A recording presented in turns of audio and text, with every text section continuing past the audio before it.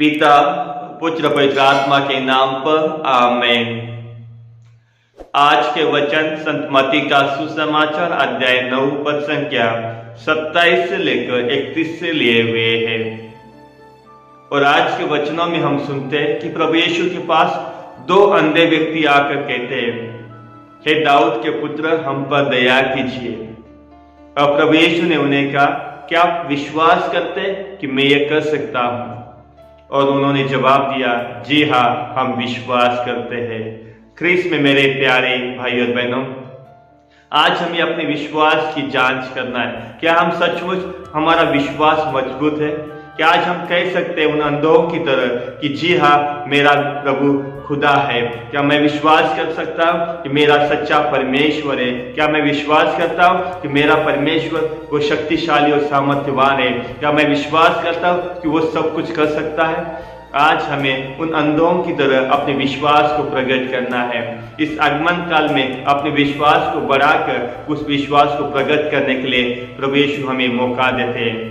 ख्रीस्त में मेरे प्यारे भाई और बहनों, आज हमें संत पौल की तरह कहना है। फिलिपियों के नाम संत पौलुस का पत्र अध्याय 4 पद संख्या 13 में हम लोग सुनते हैं, जो मुझे सामर्थ्य और शक्ति देता है उसमें मैं सब कुछ कर सकता हूँ। आज हमें उनकी तरह विश्वास को बढ़ाने के लिए प्रभु यीशु बुलाते हैं। जब हमारा विश्वास मजबूत है तो प्रभु यीशु की कृपा हमारे लिए प्राप्त है। कुरिन्थियों के नाम संत पौलुस का दूसरा पत्र अध्याय 12 पद संख्या 9 में हम सुनते कि मेरी कृपा आपके लिए पर्याप्त है। आज हमें विश्वास करना है कि मेरा प्रभु मेरा सच्चा परमेश्वर है, शक्तिशाली ईश्वर है, वो सब कुछ कर सकता है। तो चलिए आज हम ईश्वर से प्रार्थना करते हैं कि वो हमारे उस अंधेपन को दूर हटा दे जिसके कारण हम ईश्वर का अनुभव नहीं कर पाते हैं। ऐसे बहुत सारी चीजें जिसके कारण हम ईश्वर का अनुभव नहीं कर पाते। वो दो अंधे वो शारीरिक रूप से अंधे थे, बल्कि आज हम अपने शारीरिक रूप से शायद अंधे नहीं है, बल्कि हम आध्यात्मिक जीवन में अंधे हैं। अपने आध्यात्मिक जीवन के कारण हम ईश्वर को नहीं देख पाते हैं। हमारा स्वार्थ, हमारा घमंड, हमारा अभिमान के कारण हम ईश्वर की कृपा का अनुभव नहीं कर पाते।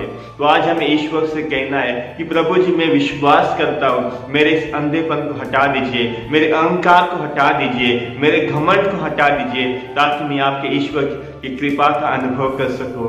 ख्रीस्त में मेरे प्यारे भाई और बहनों, आलोचन भी एक ऐसा अंधापन है जिसके कारण हम लोगों की गलतियां ढूंढते, लोगों की कमियों को ढूंढते रहते, और उसी के कारण हमारे पास जो ईश्वर की आशीष कृपा है उसका भी अनुभव हम नहीं कर पाते।